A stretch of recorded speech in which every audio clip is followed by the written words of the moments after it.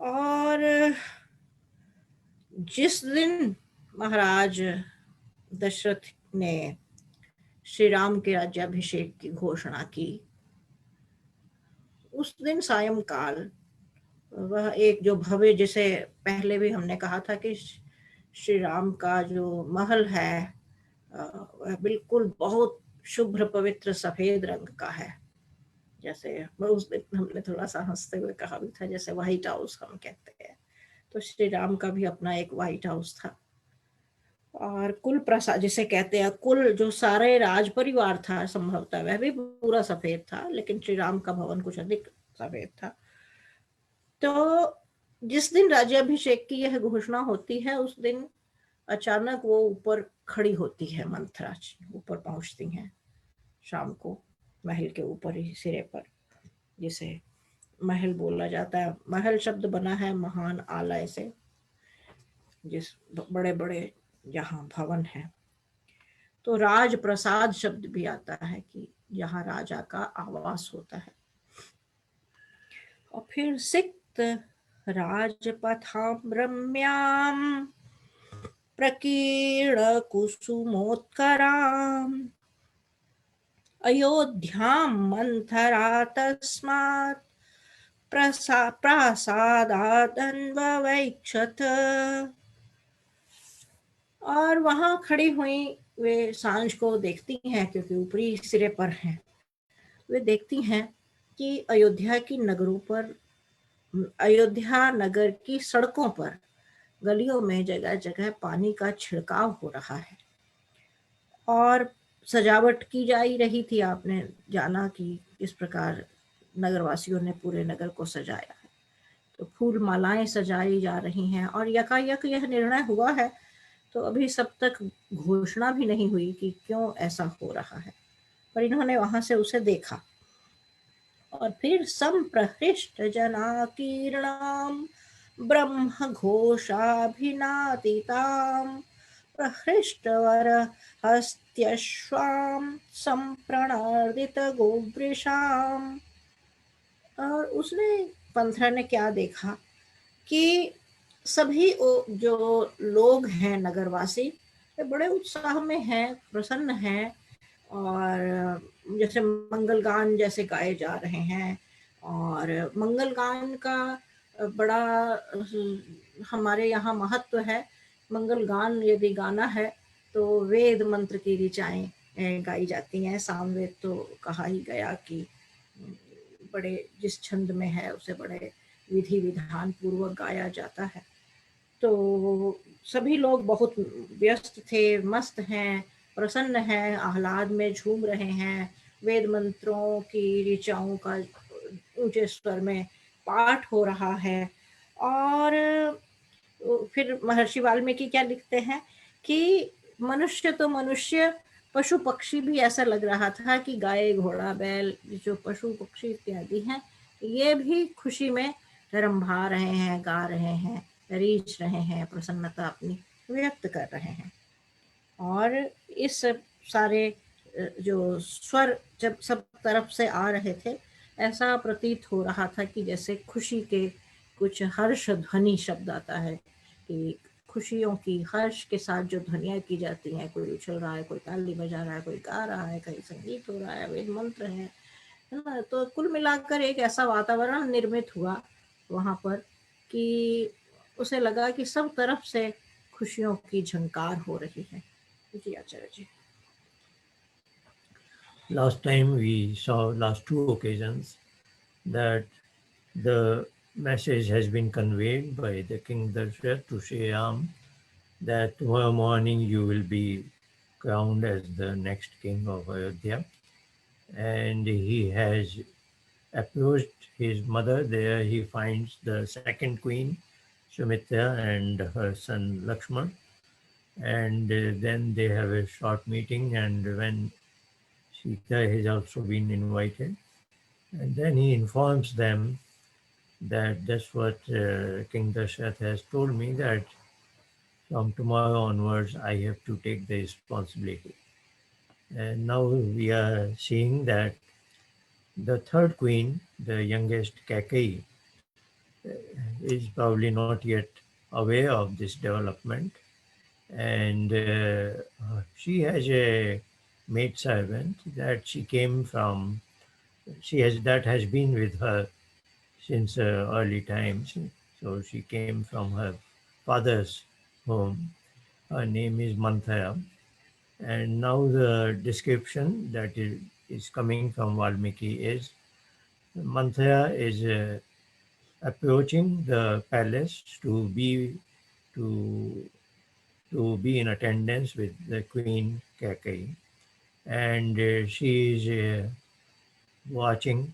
She is able to see that the capital city Ayodhya is being decorated. The streets have been washed, and there are flowers and all kinds of decorations. And not only people, even animals are Vedhwani, and everything looks very festive atmosphere. And she's wondering what all this is about. And as we will see now, in this particular section, she will finally inform the Queen Catholic this development. ये price वार ने इनको खत्म कर दिया, Facebook को और YouTube को और व्हाट्सएप को और हमारे ये जो है ना ये So sorry, there was a disturbance. This in this section that we'll cover today, there will be a dialogue between Manthara and the youngest queen Kaikeyi, but it will end with a positive note that Kaikeyi is very happy to hear the news that Sri Ram will be taking the crown tomorrow morning. So this is the prior evening before that event is to take place, and Manthara and Kaikeyi will have a dialogue. That's what we will hear next. प्रहृष्टमुदितैः पौरैरुच्छ्रितध्वजामालिनीम् अयोध्यां मन्थरा दृष्ट्वा परमविस्मयमागता। कि उन्होंने, क्योंकि वे शाम का समय है और मंथरा जो है उस महल की छत पर चढ़ी हुई हैं और वहाँ से उन्होंने यह पूरा नज़ारा देखा।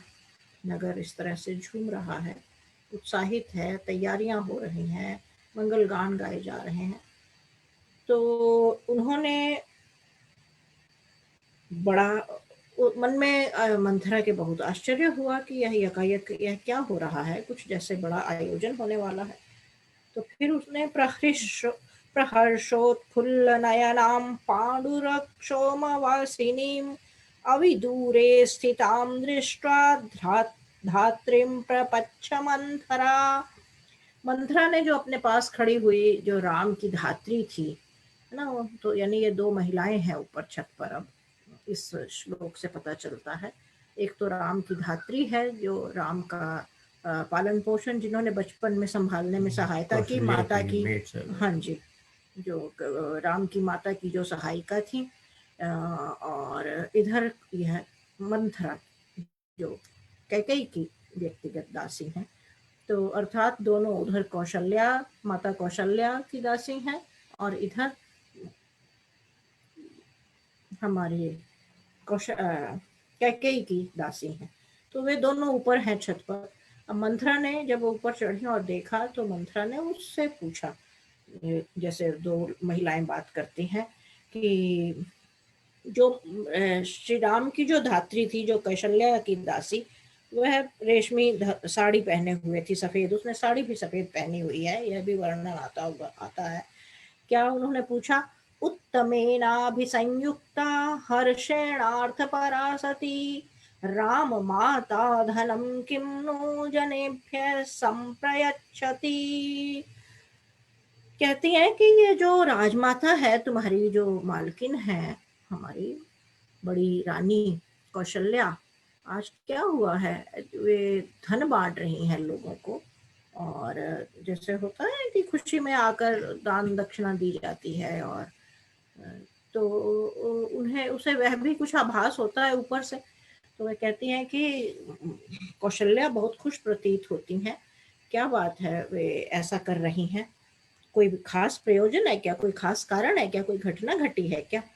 तो अतिमात्र प्रहर्षोऽयं किं जनस्य च शंसमे कारयिष्यति किं वापि संप्रहृष्टो महीपति। फिर वो कहती हैं कि और जो महाराज दशरथ हैं वे भी बहुत प्रसन्न प्रतीत होते हैं, लगता है कि कोई बड़ी विशेष घटना हो रही है और कुछ नया घटने वाला है, कि या कोई बड़ा कार्य संपन्न करने जा रहे हैं। उधर नगर सज रहा है, उधर रानी बड़ी प्रसन्न है, इधर मंगल गान गाए जा रहे हैं, दान दिया जा रहा है। तो मुझे तुम्हें कुछ पता है तो मुझे बताओ, जो ऐसा कि मुझे न पता हो पर तुम्हें पता हो। तुम जानती हो क्या ये क्या बात है, इस सब के लिए क्या कारण है? तो जब मंथरा ने ऐसा पूछा तो फिर विदीर्यमाणा हर्षेण धात्री तु परया मुदा आचचक्षेथ कुब्जायै भूयसीम राघव श्रियम्। अब जब मंथरा ने ऐसा पूछा तो जो राम की धात्री है, कौशल्या की दासी, स्वाभाविक है उसने राम को पाला है और मातृवत जैसी हो जाती है, तो बड़ी खुशी से उसने घटना सुनाई कि कैसे। और यहाँ पर स्वाभाविक स्त्री मन को भी समझा जा सकता है कि अति उल्लास में है। एक स्त्री को उत्सुकता होती है, मुझे नहीं पता मैं कह नहीं सकती कि यदि दो पुरुष खड़े हों छत पर और ऐसी कोई घटना देखें तो यही प्रतिक्रिया होगी या इस प्रतिक्रिया से भिन्न कोई प्रतिक्रिया होगी। तो मंथरा पूछती हैं और राम की जो धात्री है वह उत्तर देती है, और वह वो क्योंकि वह बड़े उत्साह में है, उसे पता भी है बात, खुश भी है कि आज जिस बच्चे को मैंने पाल कर बड़ा किया यहाँ आज वह राजा बनने जा रहा है। तो उसने बड़े खुशी खुशी कहा कि अरे तुम्हें नहीं पता कि ऐसे ऐसे होने वाला है, कल श्री राम में हमारा जो बड़ा राजकुमार है वो तो राज्याभिषेक होने जा रहा है उनका, और राजा बन जाएंगे। तो श्वः पुष्येण जितक्रोधं यौवराज्येन राघवं राजा दशरथो राज्यम अभिषेचयितानघम्। उसने कहा कि कल प्रातः होते ही पुष्य नक्षत्र में महाराज दशरथ जो हैं और जो जित श्री राम के लिए आया, जित क्रोध का अर्थ है जिन्होंने क्रोध पर विजय प्राप्त कर ली है, क्योंकि श्री राम क्रोध नहीं करते हैं। और कहीं पर भी जैसे हम बोलचाल में कहते हैं कि क्विक रिएक्शन, तो इस तरह भी नहीं है कि वे झटपट चीजों पर अपनी प्रतिक्रिया व्यक्त करते हैं, खुशी में झूम उठते हैं या उदासी में आ जाते हैं। यह इस जैसे जब महाराज दशरथ ने उन्हें कहा कि कल सुबह तुम्हें राज्याभिषेक दिया जा रहा है, पिता अपने पुत्र से कहता है, कोई सामान्य व्यक्ति हो तो ऐसी कल्पना करके कि मैं आपने अभी जहाँ जब सत्ताएं बदलती हैं, आपने लोगों को देखा है महीनों से, क्या यानी इस प्रकार उत्साह में आकर कई लोग गलतियां भी कर बैठते हैं। इतना भीतर इतने प्रसन्न होते हैं कि वे अपनी खुशियों को का संवरण नहीं कर पाते कि मन में हमें कितनी खुशी हो रही है, और हम अपनी बढ़ोतरी देखकर या अपने आप को इस रूप में देखकर हम कैसे उल्लास में मग्न हैं। लेकिन महाराज दशरथ ने जब श्री राम को कहा तो श्री राम इस घटना को बिल्कुल स्वाभाविक, अच्छा जो आज्ञा पिताश्री की भांति लेकर वे आ जाते हैं। माता प्रार्थना कर रही है, माता को प्रणाम करते हैं वशिष्ठ ने, तो उनके लिए ऐसा कुछ नहीं है। उनका जो व्यवहार है उसमें ऐसा कुछ नहीं है कि जो व्यक्तिगत रूप से बहुत उन्हें लगे कि मेरे लिए ये अच्छा है तो उससे बहुत खुश होने लगे, या कोई विपरीत घटना घटी जो मनोनुकूल नहीं है तो उससे कोई उन्हें किसी प्रकार का क्रोध आ गया। तो इतने इतने संकुचित मन वाले श्री राम नहीं है, और सभी मनोभावों पर जैसे उन्होंने अंकुश रखा हुआ है, सभी उनकी जो भावनाएं हैं, संवेदनाएं हैं, वे उन्हें बड़े नियंत्रण में रखकर, इसे ही इंद्रजित कहा जाता है जिसने अपनी इंद्रियों पर विजय प्राप्त कर ली है। और उसी अर्थ में फिर क्रोध के लिए विशेष आया कि जित क्रोध है, कि वे बिल्कुल क्रोध नहीं करते हैं, उन्होंने क्रोध को जीत लिया हुआ है और दूसरा विशेषण आता है कि निष्पाप हैं। उनके मन में किसी प्रकार का कोई कलुष, कोई पाप, कोई मलिन विचार इत्यादि दुर्भावना किसी भी प्रकार की किसी के भी प्रति नहीं है। तो ऐसे श्री राम को साम्राज्य मिलने जा रहा है, वे राजा बनेंगे, उनका राज्याभिषेक होगा। यह पूरी बात उसने जो मंथरा थी उसे बताई। अब आगे क्या हुआ, उससे आगे बढ़े उससे पहले आचार्य जी। So we just heard that the youngest Queen Kaikeyi's closest, confident maidservant Manthara is astonished to see what is happening around it, and she is probably on the terrace of the palace. And nearby is another maidservant. She has been also loyal to the senior-most queen Kausalya, the mother of Sri Ram, and she has been active in raising the child Sri Ram. So obviously she is well aware of what is going to happen next, and she is very elated, excited that Sri Ram will be the king from tomorrow morning. And now Manthara approaches the other maidservant and is asking her what all this is happening. Why is the mother Kausalya, Sri Ram's mother, is happily giving charity donations to all people, and what has happened or what is likely to happen. If you know it, please tell me, and I would like to know it. So these are two women, senior maidservants in the palace. One knows everything, and the Kaikeyi's maidservant Manthara is not aware of this.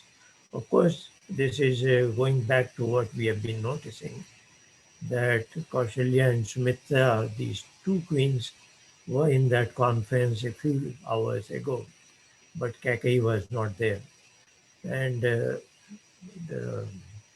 King Dasharatha is keeping the youngest queen Kaikeyi out of the whole loop. So we know what all this is there because of the promises he made to Kaikeyi and also the two boons he had granted. So he has those kind of apprehensions. That's what probably is the reason that Kaikeyi is not in the loop. And Bharat and Shatrugna are outside of the kingdom. They are in another kingdom. So this being the dynamics of the situation, the other maidservant now tells Manthara what all this excitement is about, that tomorrow morning the Prince Ram will be made the king of the Ayodhya. And then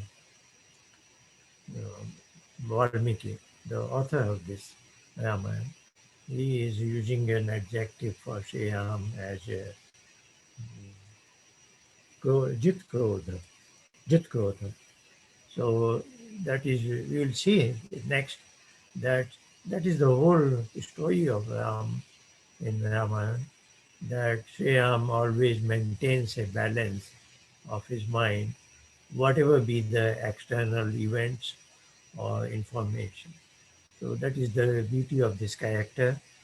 When he has been told that next morning you will be the king, he preserves a magnanimous face, and that is same is preserved when he will be told to go in exile. That is the contrast, and he maintains that equanimity, so to say. So that Jit Krodham is a very appropriate adjective for Sri Ram. And the other maidservant is now telling Manthara that this Sri Ram, this character, he will be occupying the crown tomorrow morning, and that's what all this is about. Now we'll see next how she approaches and informs the queen, Kaikeyi, the youngest queen.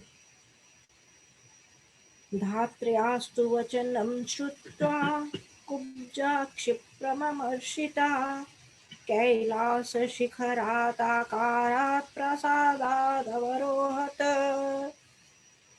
अब पूरी जो दूसरी पंक्ति है इसमें उस जो महल है उसका वर्णन है कि जैसे कैलाश पर्वत का जो सबसे ऊंचा शिखर है, जैसे वह धरती पर इतनी ऊंचाई पर खड़ा है, लगभग उसी तरह के ऊंचे, इतनी ऊंचाई पर वे खड़ी हैं। और उस महल इतना ऊंचा है और उस महल से वे फिर नीचे उतरती है धीरे धीरे दोनों। जब कुब्जा जो मंथरा है, कुब्जा का अर्थ होता है जिसके थोड़ा कुबड़ निकला हुआ है, इसलिए उसे कुब्जा कहा जाता है। तो कुब्जा जो मंथरा है, कुबड़ी मंथरा, उसने जब दूसरी उससे सुना तो असल में देखिए अब ये इतनी बड़ी घटना है, लेकिन यह घटना असल में घट रही है उन दो दासियों के बीच में। अब आगे जो कंट्रास्ट है उसे भी आप देखिएगा कि अब वह जो मंथरा है वह कैकेयी के पास जाती है, फिर क्या होता है। तो वे शिखर के समान महल से नीचे उतरी और फिर सा दह्यमाना कोपेन, बहुत सरल संस्कृत भाषा है इसमें, सीधे संस्कृत पढ़ेंगे बहुत, जो यदि आपकी संस्कृत में थोड़ा सा परिचय रहा है तो आप समझ जाएंगे इनके अर्थ। सा दह्यमाना कोपेन मंथरा पापदर्शिनी शयानामेत्य कैकेयीमिदं वचनम अब्रवीत। कि वो जो मंथरा, मंथरा के विशेषण विशेषता ही नहीं होती, जो भी उसमें उसके व्यवहार में जो भी अलग तरह का है उसे हिंदी में विशेषण इस प्रकार हम संस्कृत में भी कहते हैं कि जो भी उसका अच्छा बुरा है, जैसे तपता हुआ सोना है ना, या पिघला हुआ सोना, तो पिघला हुआ भी जो है वह उसके उसी रूप में प्रयोग होता है जिस भी रूप में वह अवस्थित है। तो क्रोध में जलती, क्योंकि उसे बहुत क्रोध आया यह सुनकर, उसे पता ही नहीं था, उसे व्यक्तिगत रूप से उसने इसे ले लिया कि जैसे मुझे ये सारी चीजें कुछ पता ही नहीं है, मैं देख रही हूँ और ये मेरे बराबर की अब मुझे ऐसे बता रही है। तो संभवतः इस पूरी घटनाक्रम के पीछे उसका व्यक्तिगत क्रोध, उसे उसे ऐसा अनुभव होगा जैसा कि मैं नीची दिखाई दे गई या कोई घटना मुझे बाद में पता लगी और यह मेरा कोई यह मेरे प्रति कोई दुर्भावना के वश हुआ है या मैं कोई पीछे रह गई हूँ। और ईर्ष्या क्रोध इत्यादि ये मनुष्य के मन की बहुत विकट स्थितियां हैं। तो और फिर वे कहते हैं कि भलाई में भी बुरा ही देखना, यदि कोई हमारा हित भी करना चाहे वह कहे कि अरे वहाँ मत जाइए और उससे दूर रहिए, वह पानी है या आप गिर जाएंगे या कुछ ऐसा है, तो कई बार हमें लगता है कि नहीं नहीं घर। और हमें क्या, कई बार आप देखिए बच्चों को भी, अपनी संतान को भी कई बार ऐसा लगता है कि माता पिता उससे इस काम से रोक रहे हैं। बचपन में ही बच्चे को आप जिस काम से रोकते हैं वह वैसा ही करता है, क्योंकि उसके जो मन मस्तिष्क की उस प्रकार की दीक्षा नहीं हुई है। और बच्चे में एक नेचुरल इंस्टिंक्ट जिसे कहा जाए, क्योंकि उसके मस्तिष्क को चीजें सीखनी होती है तो वह उत्सुकता उसका कारण होती है। लेकिन बड़े व्यक्तियों में यदि इस प्रकार की भावनाएं हैं और संवेग हैं कि उन्हें लगे कि मुझे इस चीज से रोका जा रहा है, मेरी भलाई के लिए ही किया जा रहा है, पर उस समय उनका मस्तिष्क ऐसा नहीं है कि सीखने की उत्सुकता वश ऐसा करता है, पर दूसरे जो मानसिक संवेग हैं, बल्कि हमें कहना चाहिए कि जो मानसिक नियंत्रण नहीं है अपने मनोभावों पर अपना आपका, उपनिषदों में इनके लिए बड़े अच्छे उदाहरण आते हैं कि मन क्या है, उसकी गति कैसे है, कौन अंकुश लगाता है। बड़ा अच्छा एक प्रतीक एक उपमाएं दी गई हैं इनके लिए। उस पूरे प्रकरण में हम नहीं जाते। तो मन इसी प्रकार से, जिसे बोल चाल में मन कहते हैं, मैं शास्त्रीय शब्दों में नहीं कह रही, बोल चाल में जिसे हम मन कहते हैं, तो यह जागते सोते हुए, इसीलिए वेद में मंत्र आते हैं तन्मे मनः शिव संकल्पमस्तु। सोए हुए भी ये इतनी इतनी दुहा ऐसी ऐसी जगह पहुंच जाता है कि बहुत चंचल है और हमारा नियंत्रण नहीं रहता। तो इसको नियंत्रण, इस मन को नियंत्रण में रखने के लिए ही हम उपासना में बैठें, उपासना करें, अच्छी पुस्तकें पढ़ें, विद्वानों के साथ संगति करें ताकि हमसे कोई जीवन में किसी प्रकार का कोई अपयश करने वाला कार्य, किसी की हानि करने वाला कार्य या कोई स्वार्थ या ऐसी कोई चीज ना हो जाए, किसी भी इंद्रिय से अपराध ना हो जाए। तो अब यह मन जिसे इस प्रकार दीक्षित नहीं किया गया, वह हमेशा भूल करेगा। दीक्षित करने के बाद भी कई बार भूल हो जाती है। जिसकी ऐसी दीक्षा नहीं हुई है, दीक्षित नहीं हुआ, वह तो भूल करता है। और मंथरा के प्रकरण में यह आया कि वह भलाई में भी अपनी बुराई समझती है। कोई उसे कहे कि यह तुम्हारे लिए हितकर, उसे लगता है नहीं, शायद यह मुझसे झूठ बोल रहा है, संदेह करना और इस तरह की विकार मन में आते रहते हैं। तो ये सब विकार हैं। तो मंथरा अपना पूरे ये मन में इतना भारी विकार भरकर, छोटेपन का, ईर्ष्या का, क्रोध का, नीचे दिखाए जाने का, ये सारे मनोविकारों में भरकर उफनती हुई सी जैसे आकर कैकई के कक्ष में कैकई के कक्ष में घुस गई, कमरे में। और यहाँ पर कक्ष के साथ विशेषण आया है कि शयनागार है, जहाँ वे सोती हैं, जैसे जिसे हम जैसे बेडरूम कहते हैं। तो उनके कक्ष में, शयनागार में घुस गई और वहाँ कैकई सो रही हैं।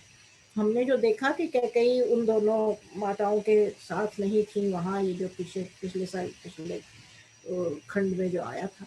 तो वस्तुतः कैकई सो रही हैं। अब सो क्यों रही हैं, कुछ भी कारण हो सकते हैं।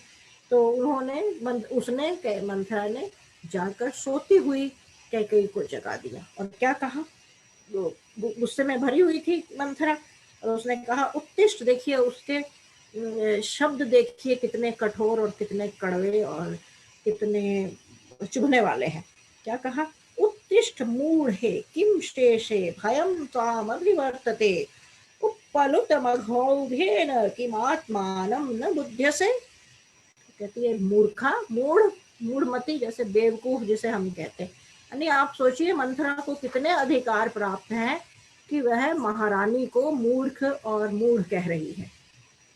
दासी है यद्यपि वह, तो कुल दासी है, तो अब इतना वह अधिकार समझती है कि वह, और यह शब्द, इस प्रकार के शब्द कब व्यक्ति के मुंह से निकलते हैं, जब वह किसी को धिक्कार रहा होता है, किसी को गाली देना, अपमानित करना, उसे लज्जित करना, कोसना, ये सारे हमारी भावनाएं हैं। इनके बस होकर हम, इनके बस में आकर हम इस प्रकार के शब्दों का भाषा पर नियंत्रण खो बैठते। तो वह कैकेयी को धिक्कारते हुए कहती है कि अरे मूर्खा, बेवकूफ, मूढ़, उठ, सोती रहेगी क्या है, पड़ी पड़ी ऊँघ रही है और तुझे कुछ होशो हवास नहीं है कि तेरे ऊपर इतना बड़ा संकट आने वाला है और इस संकट का भी तुझे कुछ अब तुझे अपने दुख की भी चिंता नहीं है, अपने भविष्य की चिंता नहीं है, कोई परवाह नहीं है। इस प्रकार वह कैकेयी को एकदम धमाके से, धड़ल्ले से, जो भी कहें आप, बड़बड़ाते हुए कमरे में उनके जाती हैं और सोते हुए से एकदम चीखती हुई उसे, अपने पर नियंत्रण नहीं है और कैकेयी को जगा देती है। फिर आगे क्या कहती है, अक्षय्यम सुमह देवी प्रवृत्तम तद विनाशनम रामम दशरथो राजा यौवराज्येभिषेक्ष्यति। है ना, कि तेरा तो अब सत्यानाश का समय आ गया है। अब तेरे इस सत्यानाश को, तेरी हानि को, तेरे दुख को, इस संकट को अब कोई नहीं टाल सकता। क्यों? क्योंकि जो राजा दशरथ है, उन्होंने राम को राज्याभिषेक देने का निर्णय कर लिया है।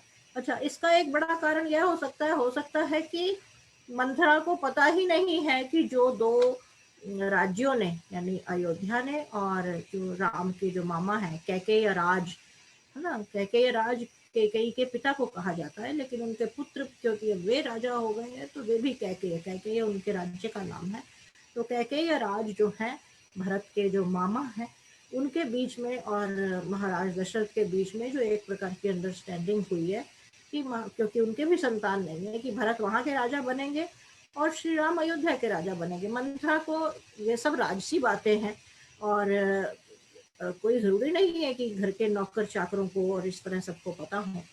तो उसे उतनी बात पता है, जब वह कभी आई होगी कैकेयी के साथ, उसे उतना पता था कि दशरथ ने वचन दिया है इस प्रकार का, उतना पता है। लेकिन बाद में परिस्थितियां बदली हैं और ऐसा हुआ है, इसका उसे कुछ आभास भी नहीं है।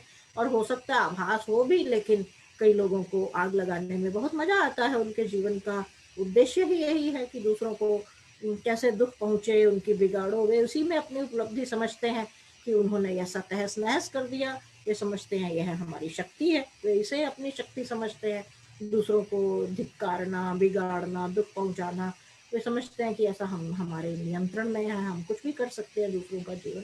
तो कुछ ऐसा कुछ पता नहीं लगता कि उसका मूल कारण क्या था, लेकिन कैकेयी मंथरा जो है वह बिल्कुल चीख चिल्ला रही है और कैकेयी को धिक्कारती रहती है, धिक्कारे जा रही है, बड़बड़ा रही है, गाली बक रही है।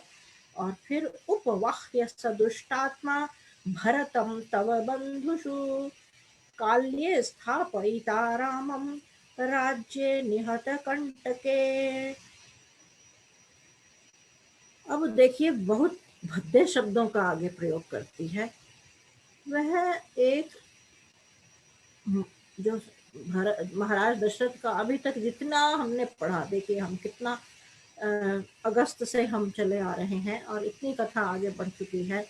महाराज दशरथ के लिए महर्षि वाल्मीकि ने कितने विशेषण, कितनी उपमाएं और उनके व्यक्तित्व को दिखाने वाले कितने शब्द कहे हैं, और कि महाराज दशरथ कैसे हैं और वे कितने बूढ़े हो चुके हैं, लगभग 97 वर्ष की लगभग उनकी आयु हो चुकी है, और वह महाराज हैं और यह दासी है। लेकिन इस दासी की देखिए क्या आश्चर्य होगा, दुस्साहस है। वह कहती है और पत्नी के सामने उसके पति के लिए कहती है, और पत्नी साधारण पत्नी नहीं है, महारानी है।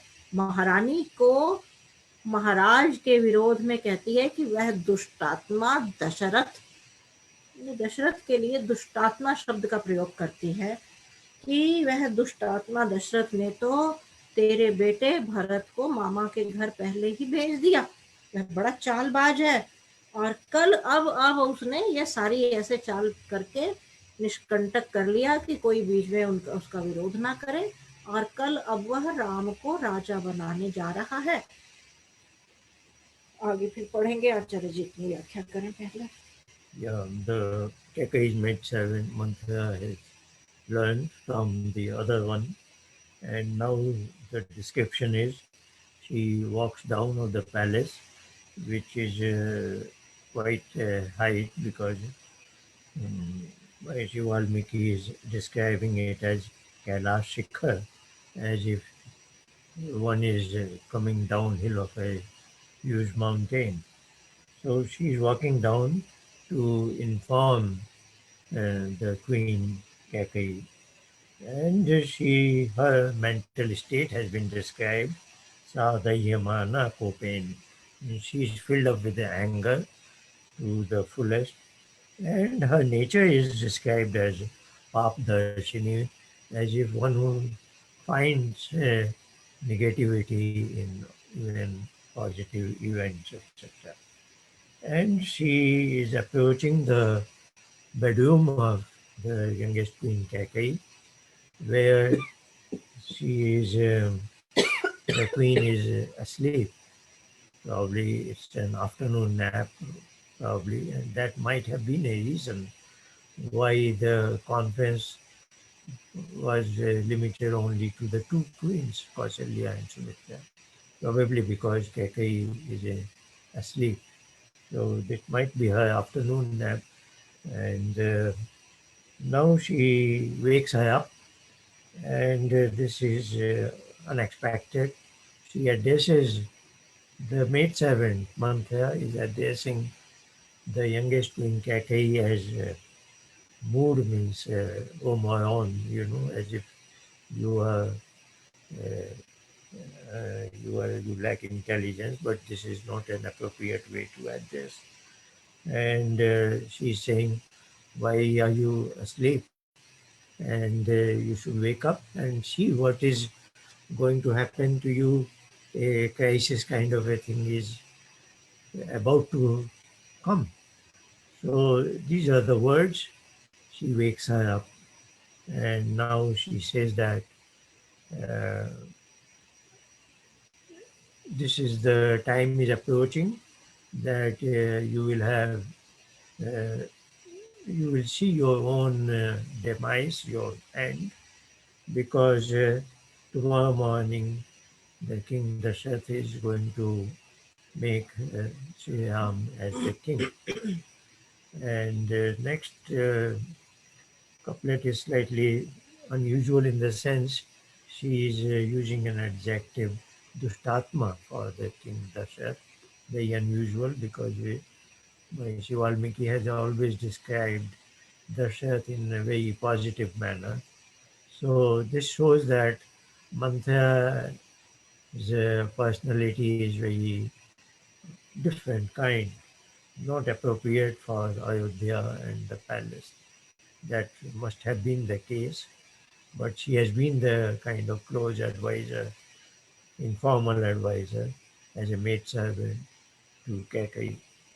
So she is using the term Dushtatma, a very bad element for Dasharatha, and he has been very clever that he has sent your son Bharat to your parents' home, and that has paved the way without any challenge for him to appoint Sri Ram as the king. So she's portraying the events in a particular manner so as to incite Kakai and using derogatory terms as well as and trying to divide a wedge between in Kakai's mind that Ram and Bharat are as if two different sons for her.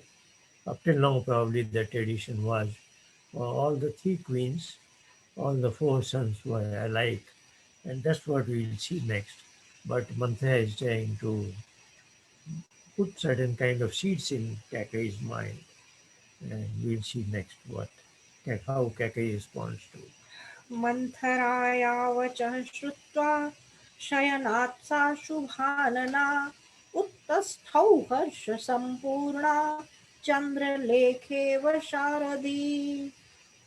कहते हैं मंथरा ने जो यह कटु शब्द बड़बड़ाई जो बोले, हल्ला किया जो, और बहुत सुंदर मुख वाली सुमुखी जो बहुत सुंदर है कैकेयी। तो क्योंकि कैकेयी का पहली बार यहाँ वर्णन आ रहा है, क्योंकि अभी तक इस तरह से विशेष व्यक्ति के रूप में अलग से कुछ आभास नहीं होता उससे पहले की कथा में। तो यहाँ पहली बार आ रहा है कि जो कैकेयी है वो पूरी हर्ष से भरकर, यानी अरे वो तो इतनी खुश हो गई जैसे उठते, अरे वाह, तो हर्ष से पूरा भरकर जैसे और इतने सुमुखी शब्द है कि बहुत सुंदर मुखड़े वाली, बहुत सुंदर है उनका चेहरा। और इस जैसे शरद का चंद्रमा धीरे धीरे, हमें शरद ऋतु आती है तो लगता है कि चंद्रमा आएगा, कब आएगा।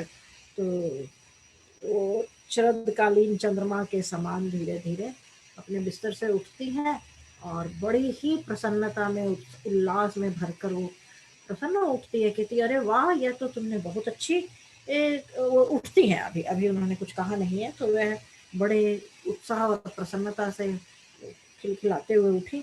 और अतीव सातु संकृष्टा कैकेयी विस्मयान्विता एकमाभरणं तस्यै कुब्जायै प्रददौ शुभम।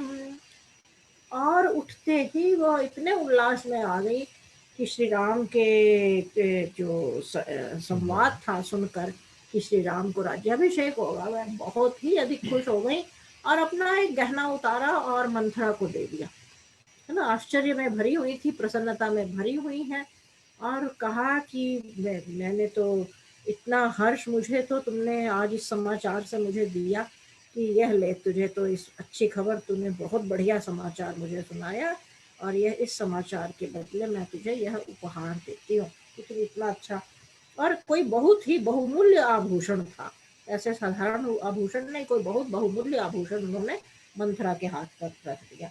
और दत्त्वाभरणं तस्यै कुब्जायै प्रमदोत्तमा कैकेयी मंथरां दृष्ट्वा पुनरेवाब्रवीदिदम्।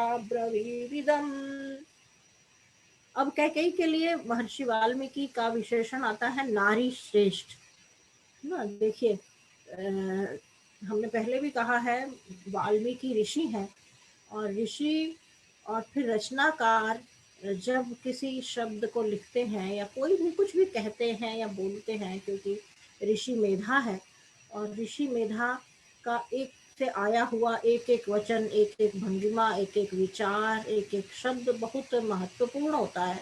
उस सारी पूरे के पीछे कुछ ना कुछ कारण होता है। तो नारी श्रेष्ठ शब्द कहते हैं महर्षि वाल्मीकि ने, जो विशेषण लगाया है। हमारा इतिहास कैकेयी को सदा से धिक्कारता आ रहा है, धिक्कारता जाता है, लेकिन कैकेयी दुष्टा नहीं है। कैकेयी दुर्गुणों वाली नहीं है, और कलुषित मन वाली नहीं है, चतुर चालाक नहीं है, और राम के प्रति उनके मन में किसी भी प्रकार का उस पुत्र के प्रति विद्वेष या कपट नहीं है। और नारी श्रेष्ठ विशेषण, वे नारियों में सबसे श्रेष्ठ है। और उन्होंने वह अपना आभूषण उतार कर मंथरा की ओर कहा, देखा और हाथ बढ़ाया उसे देने के लिए, और क्या कहा, इदं तु मंथरे मह्यमाख्यासि परमं प्रियम, एतन्मे प्रियमाख्यातं भूयः किं वा करोमि ते।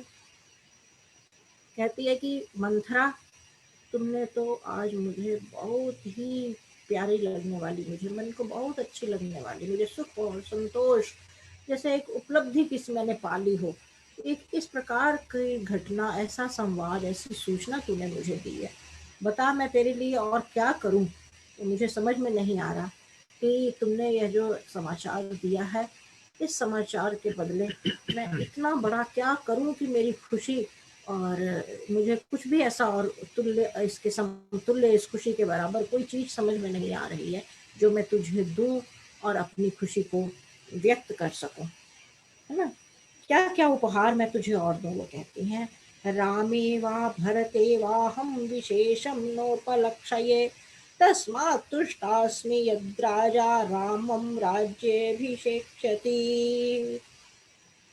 कहती हैं कि मैं तो राम और भरत में, मुझे तो कोई भेद नहीं दिखाई देता, तुम बेकार चिंता कर रही हो, राम और भरत कोई अलग थोड़ी है कि मुझे दुखी होना चाहिए। और अगर महाराज दशरथ राम को शासक बना रहे हैं या बिल्कुल ठीक कर रहे हैं, अब मुझे उसमें किसी तरह की कोई आपत्ति, कोई कष्ट, कुछ बुरा, कुछ ऐसा नहीं लग रहा कि कुछ गलत कर रहे हैं। मैं तो बिल्कुल महाराज दशरथ से सहमत हूँ, मुझे बहुत ही अच्छा लग रहा है। राम को मैं पूरा उसी प्रकार अपने, यानी वे अपने पुत्र के रूप में जान देखती हैं, व्यवहार करती है, प्रेम करती है, और राम को मिल रहा है, मुझे उतनी ही प्रसन्नता है। मैं तो बहुत प्रसन्न हूँ राम के राज्याभिषेक की घटना पर, मैं संतुष्ट हूँ।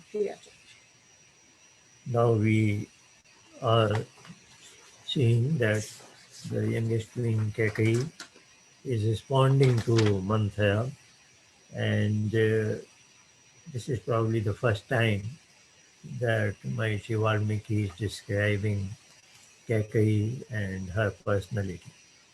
In two couplets, we'll see. The first one, she is being described as Shubhanana, as if, and by appearance, she is very charming. She is very, must have been very beautiful. And as she wakes up, she is Harsh Sampurna, as if she is very excited, very happy, and joyous, as autumn moon, as moon would appear in the autumn weather. So that has been a description for Kakai, and it continues as she is samhishta, she is and she is very excited, happy, elated, so much so that she gives one of her very precious ornament as a gift to Manthara, having heard this news. So that is a description of Kakai's personality and her first reaction when she hears from Manthara. Though Manthara has prefaced it in a very negative manner, yet Kakai is overall very happy to this extent, and she is even asking. And well, again, there is a adjective for Kakai Uttama, and as if this is a superlative term, somebody of a highest category. So Kakai has been described by Valmiki as Uttama, a very superior quality person. And she is now taken aback. She is finding herself speechless, kind. And she asked Manthra, having given her one of the precious ornament, she is again saying, I am so happy, I would like to give you something more. What else would you want from me? So she is giving her a free hand. Manthra can ask for anything. So that is the description of Kakai's personality and her first reaction to when she has heard the news that tomorrow morning Ram will be crowned as the king. Now she further says that I am very happy and I am willing to give you anything that you want, expect from me. And then towards the end, she says, she describes her mental state that for me, both Ram and Bharat are same, equal, and I am very happy, contented, and as if she is endorsing the King Dasharatha's decision that yes, this is very appropriate for him to have decided that Sri Ram should be the next king, and I don't see any difference between how he will respond because Manthra has described that Dasharatha is Dushtatma, and what he has done is sent Bharat to Kakai state, and so that there is no obstacle for Ram to occupy the Ayodhya kingdom. And because she has mentioned that Kakai is responding to that, for me, both were equally good. I don't see any difference. And I am, on the other hand, very happy and contented with this decision of the Emperor Dasharatha that Ram should be. Now that closes this particular section. Next week we will move on to the new section. Again, this dialogue between Mantha and Kakai will continue, and then there will be the change in events and change in the balance, and the related development we will see next week. इसीलिए यानी आप देखिए महाराज दशरथ को कुछ चिंता आभास था कि ऐसी कुछ घटना घट सकती है, और ऐसा कहीं नहीं आया कि महाराज दशरथ को कैकेयी से ही ऐसी चिंता थी, कैकेयी की ओर से। हो सकता है उन्हें कैकेयी की ओर से ना हो, उन्हें लगता हो कि बीच में कोई, जिसे हम बोलचाल में कहते हैं कि बीच में कोई बात बिगाड़ देगा, भाजी मार देगा। उन्हें संभवतः यही होगा कि कोई दूसरा व्यक्ति न आकर बहका ले, कैकेयी छोटी हैं और भोली हैं, है ना, बहुत साफ मन वाली हैं, ऐसे जैसा कि महर्षि वाल्मीकि ने भी कहा है, उत्तमा और नारी श्रेष्ठ इत्यादि विशेषण आए हैं उनके साथ। तो ऐसा हम नहीं कह सकते कि महाराज दशरथ को कैकेयी से ही कुछ आशंका थी, ऐसा कहना बिल्कुल गलत है, क्योंकि कैकेयी बहुत निर्मल मन वाली हैं, भरत पर, राम पर उनका पूरा स्नेह है, बहुत प्यार करती है। और देखिए, एक मनुष्य के लिए कहा जाता है कि यदि आपको उसे उसके सही रूप में जानना है, जब वह सोया हो उसको हड़बड़ा कर उस पर पानी डाल दीजिए। ऐसी एक कथा भी आती है कि एक बार एक व्यक्ति भेष बदल कर किसी दूसरे राज्य में पहुंचा, उसे कई भाषाएं आती थी, उसने था वह किसी का गुप्तचर, लेकिन कोई दूसरी भाषा बोलकर वह वहां ठहरा हुआ था, और उस राज्य के जो गुप्तचर थे उन्हें संदेह हुआ कि यह व्यक्ति जो दिखा रहा है वह नहीं है। तो उस राजा का जो मंत्री था, उसने उसकी परीक्षा, कैसे पता लगे कि असल में यह कौन है, कहाँ का है, और जो यह बता रहा है वह सच है या नहीं, तो उसने परीक्षा करने के लिए जब वह अपनी सराय में, धर्मशाला में सो रहा था, वो मंत्री गया, उसने उस सोते हुए पर पानी उड़ेल दिया, और जब वह सोया हुआ व्यक्ति, जो असल में किसी और राजा का गुप्तचर था, हड़बड़ाकर उठता है और गाली बकता है। तो जिस भाषा में वो गाली उसने दी, और जो कुछ बोला उससे उसका भेद खुल गया कि वह असल में, तो जब व्यक्ति नींद से उठता है हड़बड़ाकर, तो उस समय क्योंकि मन मस्तिष्क अपने बहुत जो ओरिजिनल फॉर्म होती है उसमें होता है, और उस समय बनावट नहीं होती है उसमें। और व्यावहारिक जीवन में हम जागते हैं, हम अपने आप को प्रेजेंटेबल बनाओ, ऐसे करो, बहुत सारे खेल खेल सकते हैं बाकी मनुष्यों के साथ, समाज के साथ।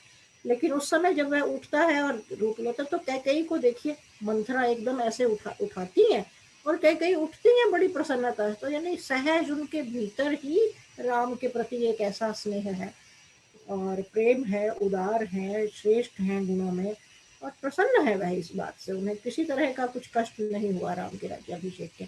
लेकिन एक दासी ने आकर जो विष का बीज बोया, आज जब हम देखते हैं कि परिवारों में बच्चों के लिए सेवक सेविकाएं दासी रखी जाती हैं, घरों में अपने लिए दास दासियां रखी जाती हैं, बहुत सोच समझकर इसीलिए कहा गया कि उनका चयन करना चाहिए, नहीं तो बच्चों पर किस प्रकार के संस्कार पड़ते हैं, परिवार की बड़ी बड़ी घटनाओं में वे किस प्रकार इधर से उधर पूरे विश्व के इतिहास को एक मंथरा की इस ईर्ष्या ने देखिए बदल डाला। तो इस तरह की घटनाएं घट जाती हैं। अच्छे मनुष्य बने रहने का अपने लिए सदा प्रयत्न करना चाहिए, और स्वयं को अच्छे मनुष्यों के संसर्ग में रखने के लिए सदा प्रयास करना चाहिए, और उन व्यक्तियों को अपने जीवन में हम महत्व दें जो निर्मल चित्त वाले, उदार और सद्गुणों से परिपूर्ण है। ईश्वर आप सब पर अपनी कृपा बनाए रखे। अगले सप्ताह हम इसी जो मंथरा और कैकेयी का संवाद चल रहा है, इसी संवाद को आगे और देखेंगे कि आगे फिर कैसे होता है। मंथरा क्या यहीं शांत बैठ जाती हैं या और भड़काने का, आग लगाने का काम करती हैं, और फिर कैकेयी क्या क्या रुख होता है, कैकेयी का कैसे सारा बदल जाता है व्यवहार और घटनाक्रम कैसे जाता है, फिर वे महाराज दशरथ को कैसे त्रस्त कर दी। फिर हम अगले सप्ताह पढ़ेंगे। तब तक के लिए आप सबसे विदा। धन्यवाद। ईश्वर आप पर अपनी कृपा बनाए रखें। धन्यवाद। धन्यवाद। नमस्ते जी। नमस्ते।